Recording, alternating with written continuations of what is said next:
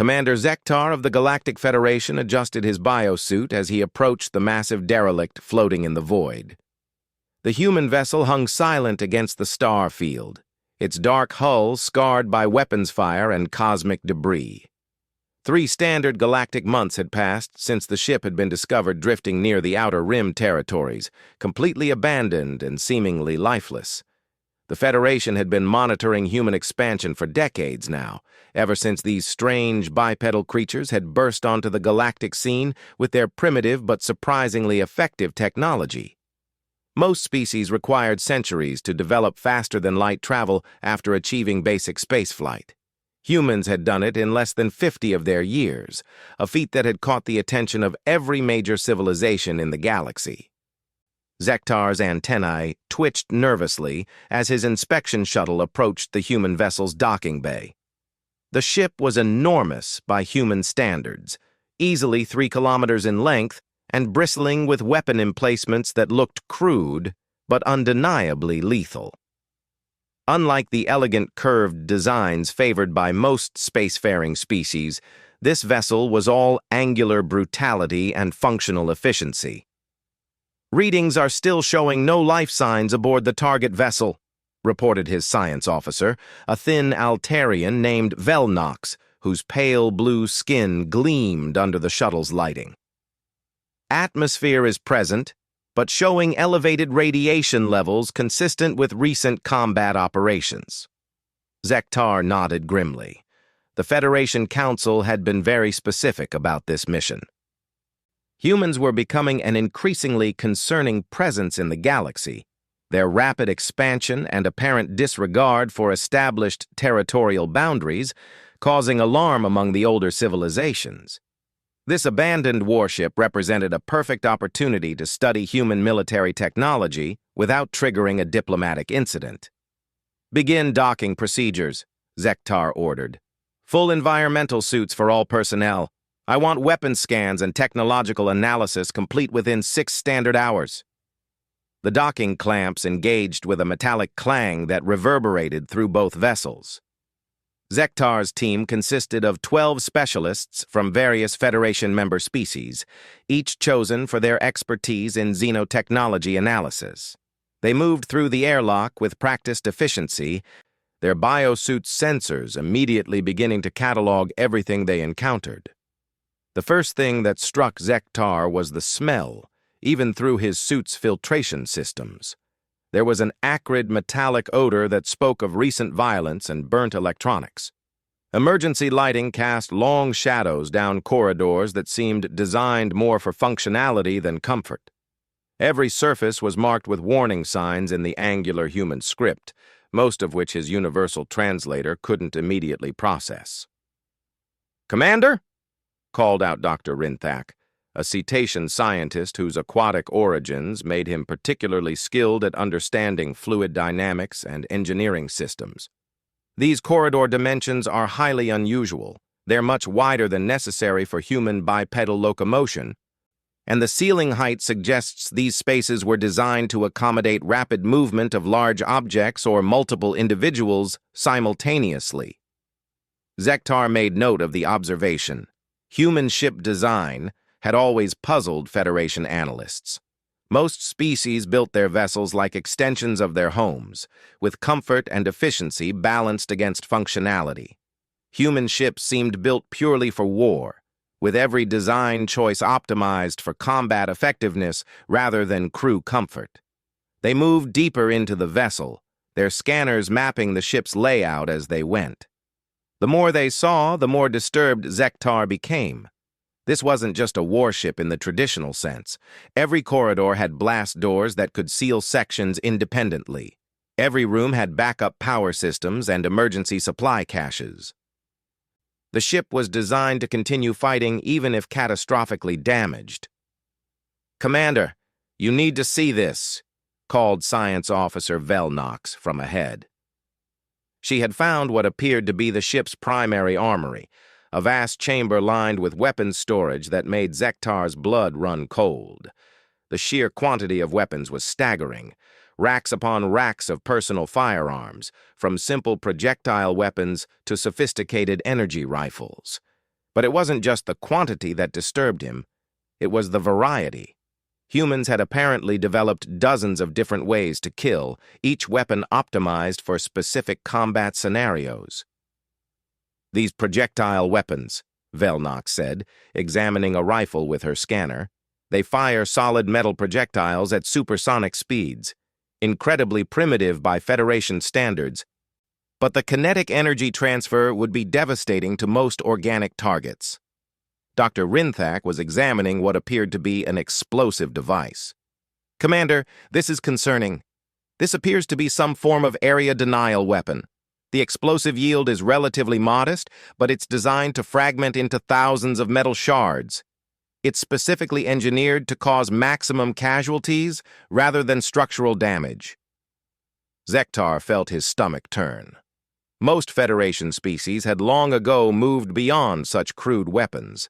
Energy-based systems were cleaner, more precise, and could be calibrated for non-lethal applications. These human weapons seemed designed with only one purpose: killing as efficiently as possible. They continued their exploration, moving toward what their scans indicated was the ship's command center. Along the way, they discovered training facilities that looked more like torture chambers, with obstacle courses designed to push organic beings to their physical limits. The medical bay was stocked with enough trauma supplies to handle massive casualties, its surgical equipment designed for rapid battlefield medicine rather than careful treatment. "The medical facilities are extensive," reported Dr. Kethmol, a healer caste Vraxian whose species had perfected non-invasive medicine centuries ago. "But they're clearly designed for treating severe combat trauma, ballistic wounds, energy burns, explosive injuries. There are surgical tools here that I can only assume are meant for operating under extreme conditions." The ship's database systems were encrypted, but Velnox managed to access some basic operational files. What she found made the team's situation even more unsettling. "Commander," she said, her voice tight with concern, "according to these logs, this vessel wasn't even considered a primary battleship by human standards. The designation translates roughly to heavy cruiser in their classification system. They have much larger vessels in their fleet." Zektar paused in his examination of what appeared to be a tactical planning center. The implications were staggering. If this massive, heavily armed vessel was considered a medium-sized ship by human standards, what did their actual battleships look like? The command center itself was a marvel of brutal efficiency. Multiple redundant systems, hardened communication arrays, and tactical displays that could apparently coordinate the movements of hundreds of vessels simultaneously. But what caught Zektar's attention was a series of metal plaques mounted on one wall, each bearing human script and what appeared to be decorative imagery. "Velnox, can you translate these inscriptions?" The science officer approached the plaques with her scanner. After a few moments, her translator began providing rough interpretations. "These appear to be unit citations and battle honors. Let me see. Battle of Kepler Station. Defense of New Terra. Cygnus Campaign." She paused, her scanner working on a particularly complex plaque. "This one seems to be commemorating something called Operation Broken Chain. According to this, a single human fleet engagement resulted in the destruction of over 200 enemy vessels." Dr. Rinthak looked up from his examination of the ship's tactical systems. "Commander, these weapons control systems are incredibly sophisticated. They can coordinate the fire of dozens of different weapon systems simultaneously, calculating trajectories and target prioritization in real time. But more concerning is the ammunition storage. This ship carries enough ordnance for extended combat operations without resupply." Zektar was beginning to understand why the Federation Council had been so concerned about human expansion. This wasn't just a species that had developed advanced technology. This was a species that had turned warfare into a science. Every system on this ship was designed with one goal: to fight and win battles against overwhelming odds. They discovered crew quarters that were Spartan by Federation standards, with personal belongings that spoke to lives dedicated to military service. Training manuals, tactical studies, and what appeared to be recreational materials that still focused on competitive combat and strategic thinking. Even their entertainment seemed to revolve around conflict and victory. The ship's reactor core was perhaps the most impressive and terrifying discovery of all. Unlike the clean, stable fusion reactors used by most Federation species, the human power plant was a controlled antimatter reaction that could apparently be overloaded to destroy the entire vessel if capture seemed imminent. The humans had literally built their ships to die rather than surrender. "The power output readings are incredible," Dr. Rinthak reported. "This reactor generates more energy than most Federation space stations, but the safety margins are minimal. It's as if they've prioritized maximum power output over crew safety." As they prepared to move to the ship's lower levels, Velnox made another disturbing discovery. The ship's computer systems contained what appeared to be tactical databases on every known Federation species, including detailed analyses of their strengths, weaknesses, and most effective methods for defeating their technologies. "Commander, they've been studying us," she said quietly. "These files contain biological data, tactical assessments, even psychological profiles of major Federation species. They know exactly how to fight each of us." The revelation sent a chill through the inspection team. The humans hadn't just stumbled into the galaxy and begun expanding. They had been methodically studying every potential threat and preparing for war. Their rapid expansion wasn't driven by mere ambition or curiosity. It was a calculated military campaign. Zektar ordered his team to begin collecting samples and detailed scans of the ship's key systems. The Federation Council needed to understand exactly what they were dealing with. As they worked, he couldn't shake the feeling that this abandoned vessel was more than just a derelict ship. It felt like a warning. The ship's communication logs, when finally accessed, revealed the final piece of the puzzle. This vessel hadn't been abandoned by its crew. It had been deliberately left here, stripped of its most sensitive information, but loaded with enough technology and tactical data to serve as a message. The humans wanted the Federation to find this ship. They wanted them to understand exactly what they were capable of. As Zektar's team prepared to return to their shuttle with their findings, he took one last look around the command center. The battle honors on the wall told a story of a species that had never known peace, that had turned conflict into an art form. Each plaque represented not just military victories, but the systematic destruction of enemies who had underestimated human capabilities. The inspection was complete, but Zektar knew that their real work was just beginning. Somewhere in the galaxy, the human fleet was continuing its expansion, armed with technology that made this abandoned warship look primitive by comparison. The Federation had always prided itself on being the galaxy's peacekeepers, but they had never faced a species like humanity before. As their shuttle disengaged from the derelict vessel and began its journey back to Federation space, Zektar wondered if they had just discovered the future rulers of the galaxy, or if they had stumbled across something far more dangerous, a species that had turned war itself into their greatest strength. 3 days after the initial discovery, Commander Zektar found himself back aboard the human vessel with a much larger inspection team. The Federation Council had been deeply disturbed by his preliminary report, and Admiral Korvthes had personally ordered a complete technological analysis. This time, they brought specialized equipment and xenoarchaeologists to uncover every secret the ship might hold. Dr. Melara, a renowned Zephyrian technologist whose crystalline thought processes made her ideal for understanding complex systems, led the expanded investigation. Her team of 30 specialists represented the finest scientific minds the Federation could assemble on short notice. They arrived with quantum scanners, molecular analyzers, and temporal reconstruction devices that could replay events that had occurred months earlier. "The energy signatures throughout this vessel are unlike anything in our databases," Dr. Melara reported as they gathered in the ship's main corridor. The humans appear to have developed technologies that our science cannot immediately classify. We need to approach this systematically. The team split into specialized groups, each focusing on different aspects of human military technology. Zektar accompanied the group investigating the ship's defensive systems, which had proven to be far more sophisticated than their initial scans had revealed.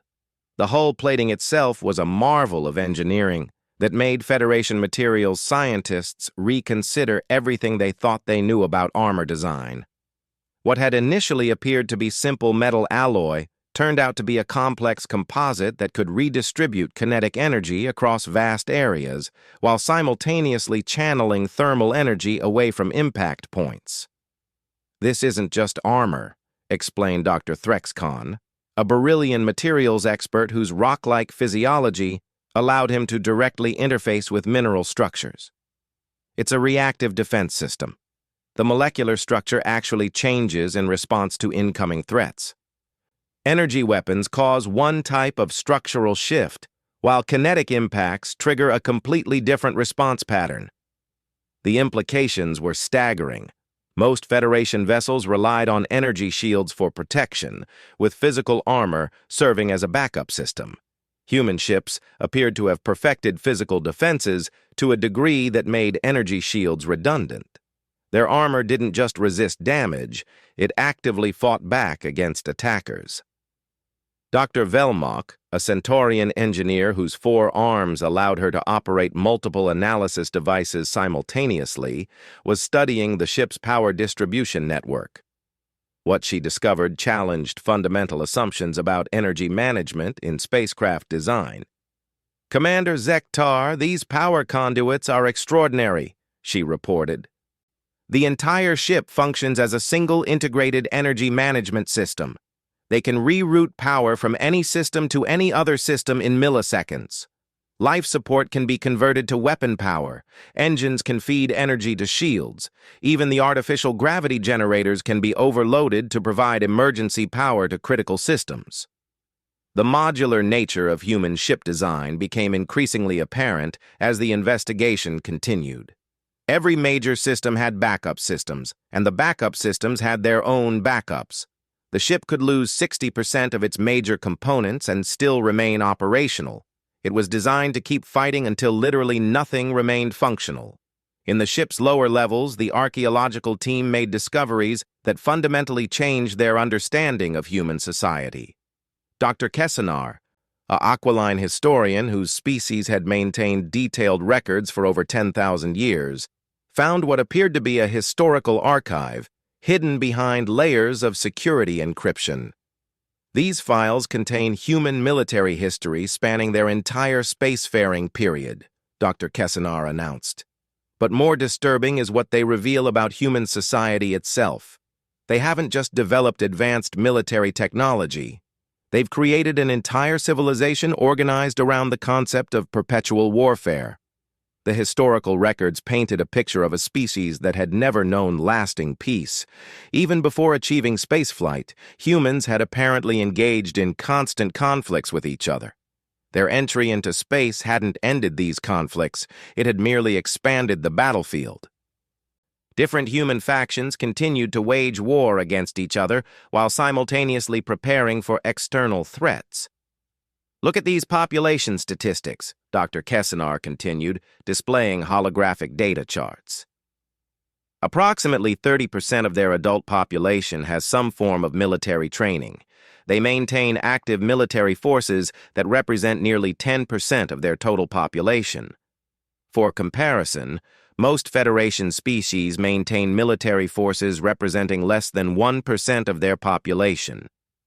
Dr. Maylara's team had penetrated deeper into the ship's computer systems, uncovering tactical databases that revealed the true scope of human military planning.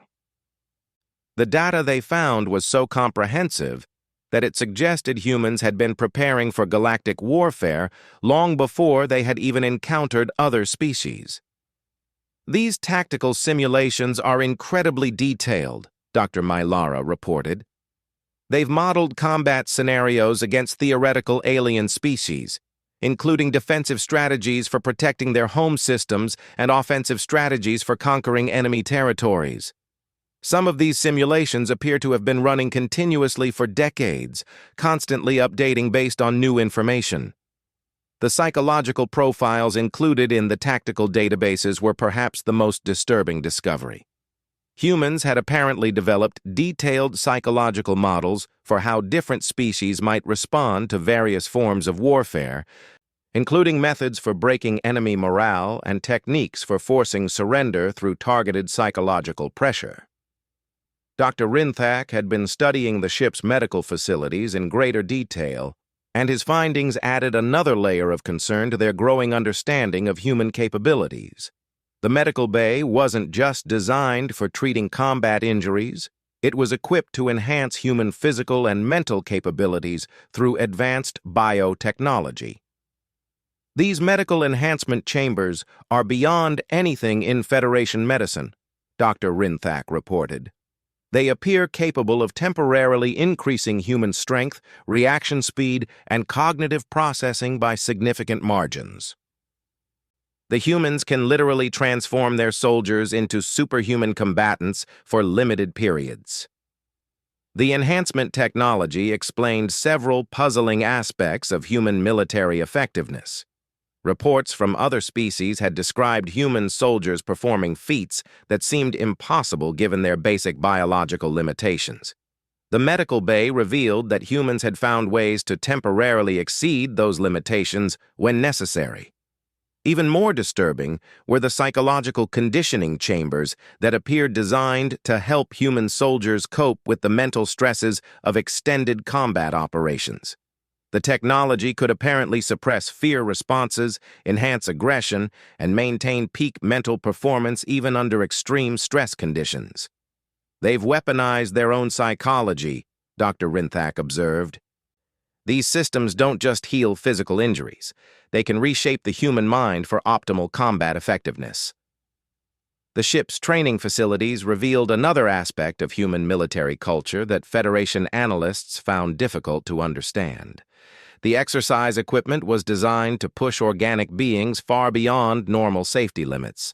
Holographic training simulations recreated battlefield conditions with such accuracy that they could literally traumatize unprepared individuals. These training programs are more intense than actual combat scenarios experienced by most Federation military units, reported combat analyst Korthmet, a veteran Draxian whose species had served as Federation peacekeepers for centuries. They're not just preparing for war. They're preparing for wars more brutal than anything most species have ever experienced. The weapons development labs, scattered throughout the ship, provided insight into human innovation that was both impressive and terrifying. Unlike most species which developed weapons as tools for specific tactical situations, humans appeared to view weapons development as an ongoing creative process. They constantly refined and improved their instruments of war, always seeking more effective ways to defeat potential enemies. Dr. Velnox discovered prototype weapons systems that made the ship's existing armaments look primitive, energy weapons that could adjust their frequency in real time to penetrate any known defensive system, kinetic weapons that used gravity manipulation to achieve impossible accuracy across interstellar distances, defensive systems that could create localized space-time distortions to deflect incoming attacks. These prototype systems suggest that human weapons technology is advancing at an exponential rate, Dr. Velnox reported. Based on these development timelines, they could possess weapons capabilities within a decade that would make this entire ship obsolete. The ship's strategic planning center contained perhaps the most sobering discovery of all. Detailed invasion plans for every major Federation world, complete with target prioritization, resource allocation strategies, and post-conquest administration protocols. The humans hadn't just been studying Federation military capabilities, they had been planning how to conquer and control Federation territory. These aren't defensive plans, strategic analyst Mordak observed grimly. These are comprehensive conquest scenarios. They've identified the most efficient methods for capturing and holding every major Federation system. They know our weaknesses better than we do. The invasion plans revealed a level of strategic thinking that suggested humans viewed galactic conquest not as an ambitious goal, but as an inevitable outcome. They had apparently been planning their expansion across the galaxy for decades, carefully studying every potential obstacle and preparing solutions for each challenge they might encounter. Dr. May Lara's analysis of the ship's navigation systems revealed another disturbing truth about human capabilities. The vessel's star charts were far more detailed than anything in Federation databases, including accurate information about star systems that the Federation hadn't even discovered yet. Their exploration efforts have been far more extensive than we realized, Dr. Mylara reported. They've mapped sectors of space that we've never visited, identified resources and strategic positions that could give them significant advantages in future conflicts. The stellar cartography data suggested that humans had been conducting secret exploration missions throughout Federation space and beyond. They had apparently discovered numerous habitable worlds and resource-rich systems that could support massive population growth and industrial expansion. As the investigation entered its final phase, the accumulated evidence painted a picture that terrified every member of the inspection team. Humanity wasn't just another species expanding into the galaxy. They were a military civilization that had turned warfare into a science and conquest into an art form. The abandoned vessel wasn't a derelict ship that had been lost in battle. It was a deliberate message, carefully crafted to demonstrate human capabilities to anyone who might discover it. Every system they had found, every piece of technology they had analyzed, had been left for them to find. The humans wanted the Federation to understand exactly what they were dealing with.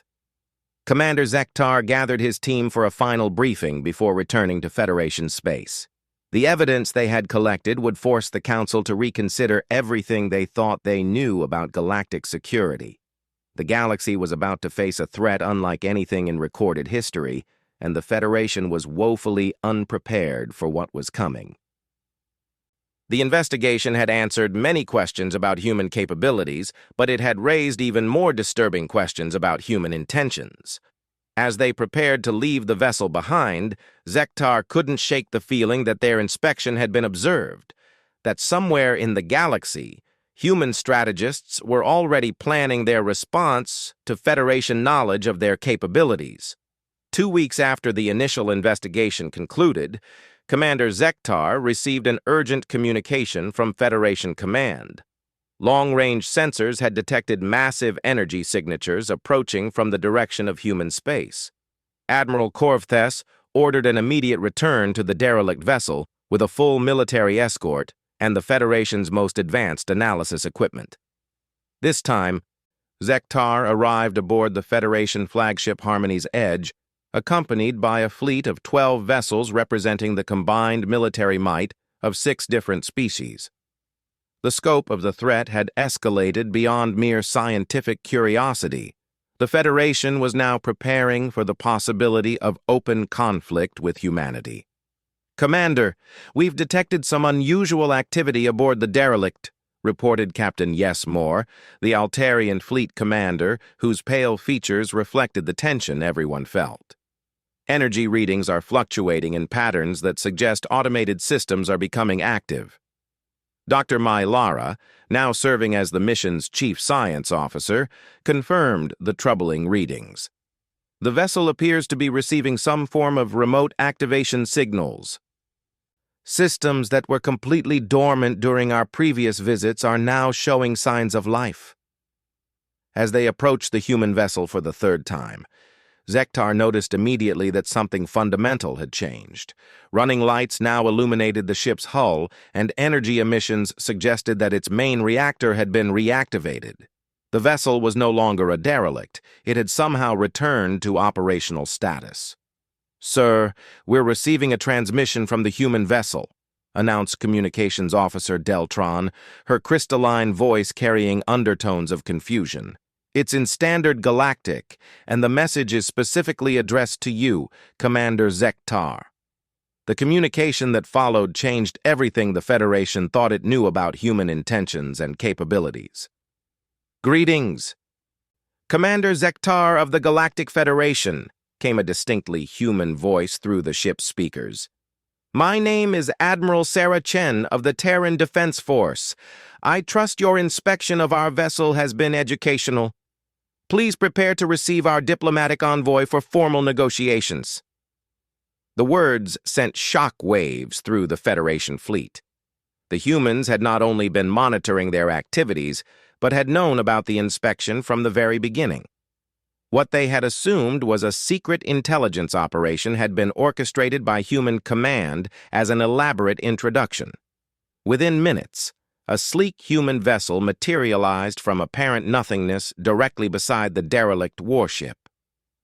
The stealth technology that had hidden it from Federation sensors was so advanced that their most sophisticated detection equipment had registered nothing until the ship chose to reveal itself.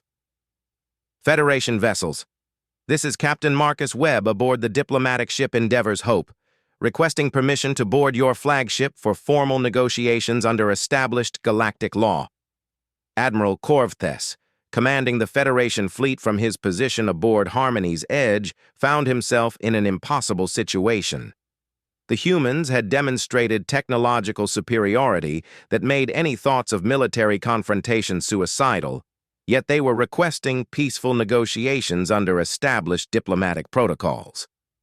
Permission granted, the Admiral finally responded.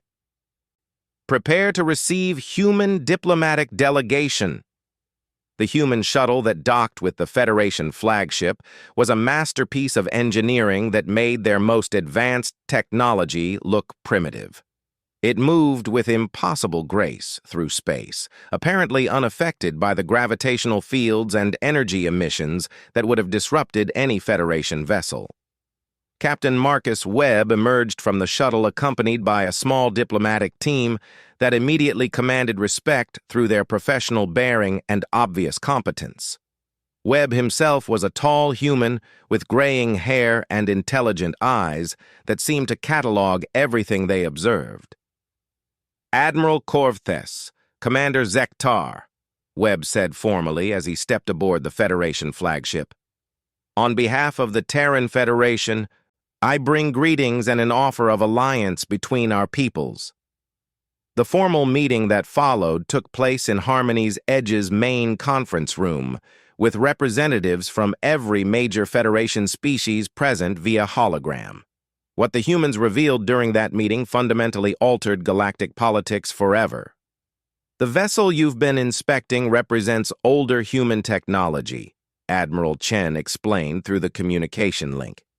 We deliberately selected an obsolete warship and staged its abandonment to provide you with an opportunity to understand our capabilities without forcing a military confrontation.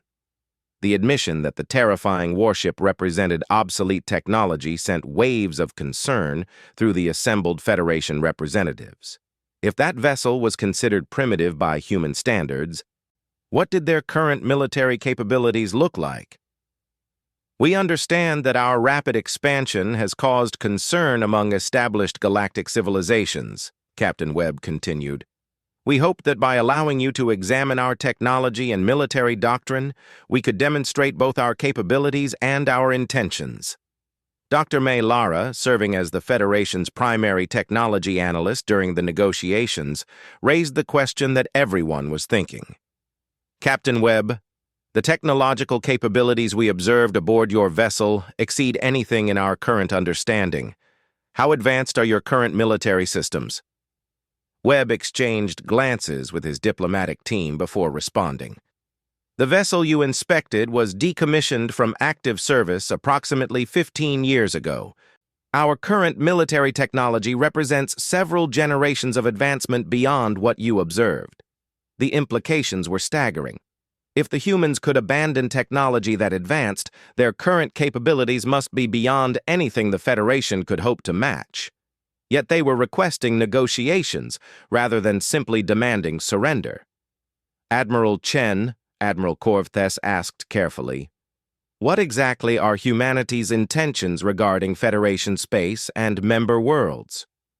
The response that came through the communication system surprised everyone present. Admiral, humanity seeks alliance, not conquest. Despite what your analysis of our military capabilities might suggest, we have no interest in ruling over other species.